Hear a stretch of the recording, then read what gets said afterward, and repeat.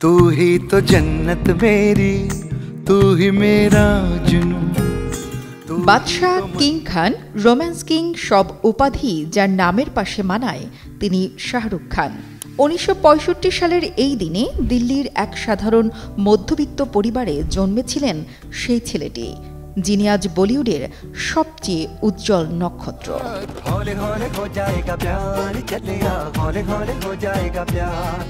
জীবন গড়ার তাগিদে দিল্লি থেকে এসেছিলেন মুম্বাইয়ে।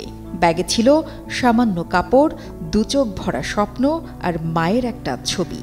কে জানতো সেই তরুণ একদিন হয়ে উঠবেন বলিউডের সবচেয়ে বড় তারকাদের একজন।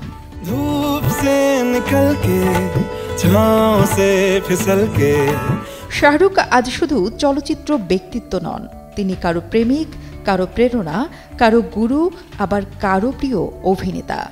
আজ তার বয়স ৬০, আর এই দীর্ঘ জীবনের অর্ধেকেরও বেশি সময় তিনি উৎসর্গ করেছেন সিনেমাকে। টানা তৃতীয়বার অর্জন করেছে দেশের সেরা সুপার ব্র্যান্ড স্বীকৃতি বসুন্ধরা টিস্যু।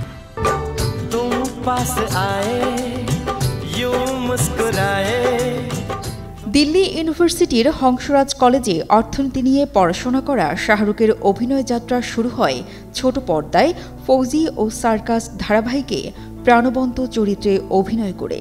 তিনি বুঝিয়ে দিয়েছিলেন তার পথ চলা হবে অনেক দূর।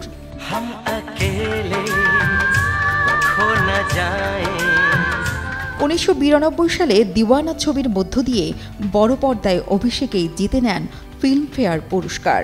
বাজিগর, ডর, আঞ্জাম, অ্যান্টি হিরো হয়েও তিনি হয়ে ওঠেন তরুণীদের স্বপ্নপুরুষ।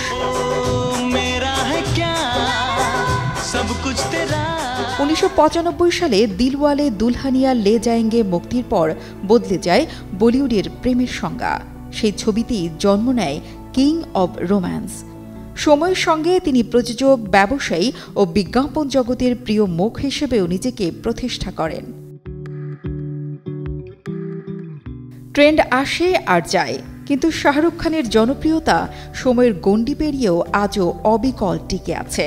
৬০ বছর পূর্ণ করেও তিনি আজও তরুণ, প্রাণবন্ত ও প্রাসঙ্গিক। তিনি শুধু একজন তারকাই নন, একটি প্রতিষ্ঠান, একটি অনুভূতি। বলিউডের এই অমর নক্ষত্রের জন্য রইল অফুরান ভালোবাসা ও শুভেচ্ছা। হ্যাপি বার্থডে কিং খান। নুসরাত জাহান কোলি, কালের কণ্ঠ।